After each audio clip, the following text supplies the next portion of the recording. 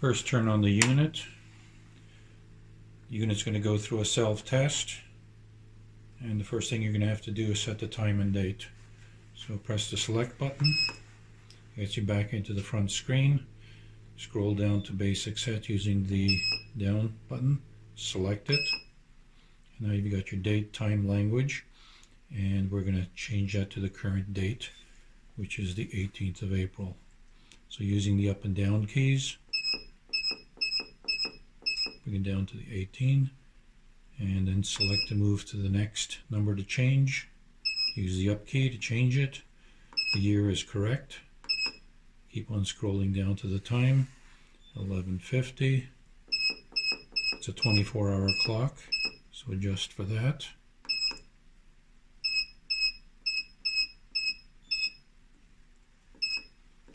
And if you wanted to change the language, you can do it with the up and down keys.